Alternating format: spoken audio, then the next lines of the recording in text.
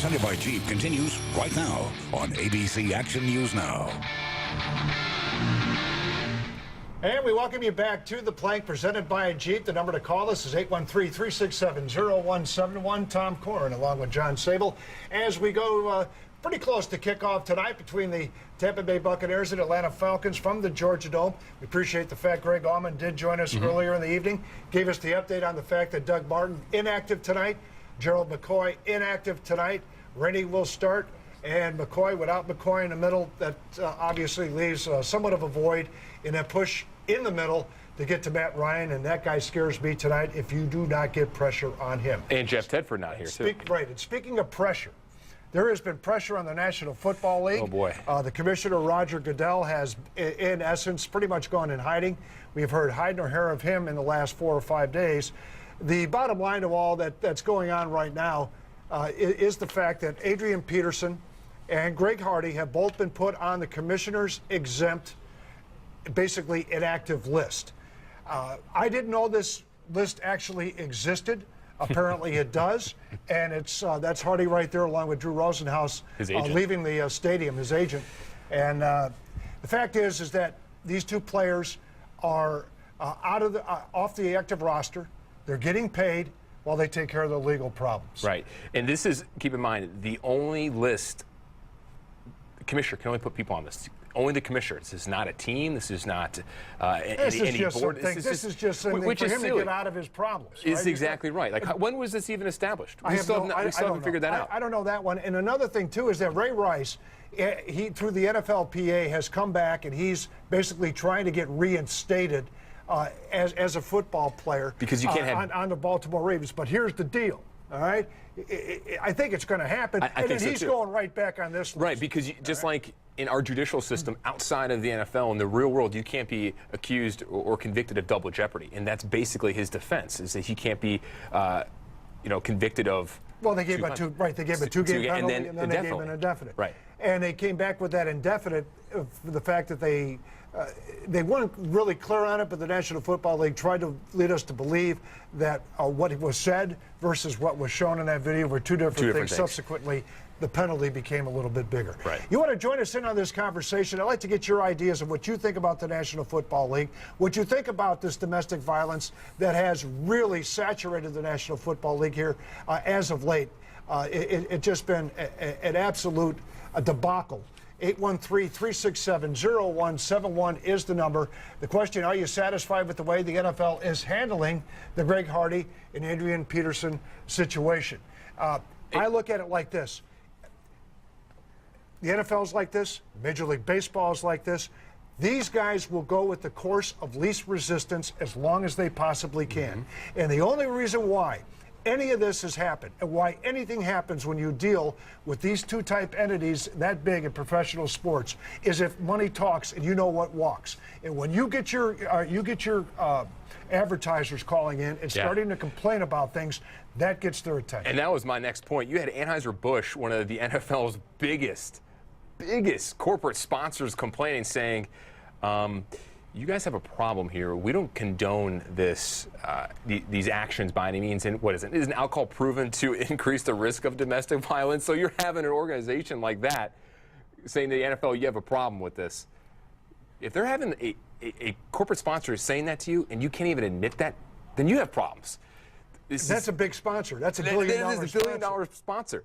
It just goes to show you, TK, that in the NFL, Major League Baseball, and other big organizations like that, they don't have any morals or ethics when it comes to this stuff. Because if this were to happen to any of us or any of you out there watching in your job, you'd be out of a job within seconds. Well, in fact, it was, I believe it was Ed Harris who joined us from Clearwater, and he brought up that point in our second segment. And he said, what would happen to you and I if we were in that same situation, God forbid, or in any situation that would be so-called under the moral turpitude clause that some people do have in their contracts, or how companies have in their handbooks, period. What would happen? Well, basically, very rarely would the situation be that, okay, you take a leave of absence, take care of your legal problems, and we'll pay you while that's happening. All right? And that just does not happen in the real world most of the time. No, and then not only that, but like you look at the situation with Adrian Peterson with the child abuse, allegedly child abuse. The Vikings took the right step at first, and then deactivated him, and then activated him again, and then came back with a press conference yesterday on Wednesday saying, hey, you know, we're pushing him away. They wanted to get it right. They felt the pressure from their local corporate sponsors. And it just proves to show you that when money talks and you're going to lose money, then your decisions are going to have to be changed. Yeah, Minnesota exposed himself on that when they brought when they brought Peterson and said back on Monday, said he was going to be active, he was going to be practicing. They screwed up. Oh, they because did. Right there, they then said that, you know what's more important than this situation that's going on with Adrian Peterson? It's the fact that we need a win. Right. And this guy's our franchise, okay? Yeah. And we need to have this guy back. That's what they said on Monday. What I think I don't get is the fact that when, and we're going to have a caller that's going to bring this up, is when you have people defending some of these guys. I just don't get it. People are defending maybe getting the difference between the child abuse or discipline. Those are two totally different things. Mm-hmm. I understand. You know? And I think Mark has a question about Chris Carter, or he wanted to bring something on Chris Carter, speaking of what you're talking about. Welcome to the show, Mark. Hey, guys. How are you all tonight? Go right ahead. Hey, guys.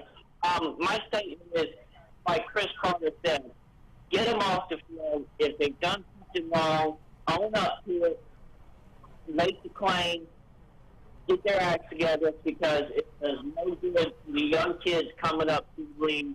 And how does it look for the young folks? Own up to what you did. Be a man. You know, I'll tell you what, Mark, can you do us a favor? Can you call us back? Because we're really having a difficult time trying to really read what you're saying. I'm looking around, and I don't think anybody really knows what we said, but I know it was probably a good point, so I appreciate it if you do call us back. That number again for all of you is 813-367-0171. That's 813-367-0171. And somehow I get the feeling that that might be how the Buccaneers might be hearing things tonight. It's sort of like that atmospheric interference. Oh, no. Because I just have a bad feeling about this game. Yeah, I do too. And you know what? They've lost the last 5 games, including last year, by an average of 17 points. And I think if the Bucs lose, I think it could be more than that, 17 points. I got you. Okay, I think we got Mark back. Okay, Mark, let's give it a shot. Hey, guys, sorry about that. I think I was on my speakerphone. Okay. Much better.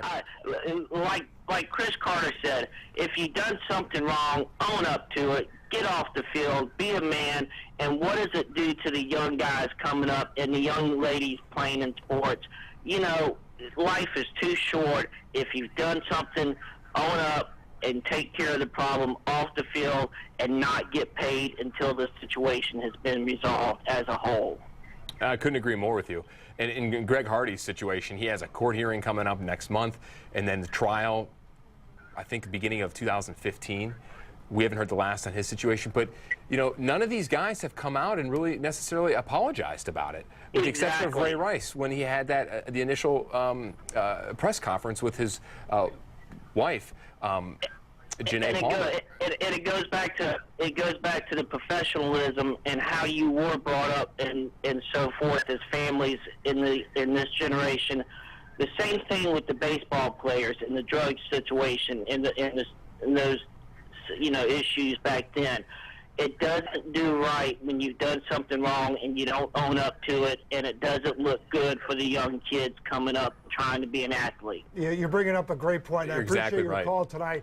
One of the things, though, that I do hear from professional athletes, and I do understand it to a point, they say, why do you put us in that position on a pedestal to be someone that we're supposed to be a role model like to Charles the kids. Barkley said back in the 90s. He says, since when do you have the right to make me a role model, and since when do I have to carry that burden with me? The fact is that when you sign up, as if you're in the public limelight, no matter what you do, no matter where it is your accountability is going to be publicized, period. That's just the way it is. We live with it. Mm-hmm. These guys in the National Football League live with it on a bigger scale. Whether you like it or not, that's the way it is. Right. If I had a DUI, all right, and somebody else had a DUI that lived down the street, whose name's going to get in the paper? Yours. They're going to find it, right? And because you know why? Because that's just the way it is. We know it. We sign up for it, and that's how it goes. All right. What do we got going? We got the fantasy football. We got our boy Matt. Matt McGuire. Yeah. Is Matt back at the ship? He's in the man cave. He's back in the man cave? Yes. He gave up the ship. He jumped the plank? Holy moly. Okay, folks, you fantasy knuckleheads. Matt McGuire coming up with his fantasy picks. You want to join us, 813-367-0171. The Plank, presented by Jeep.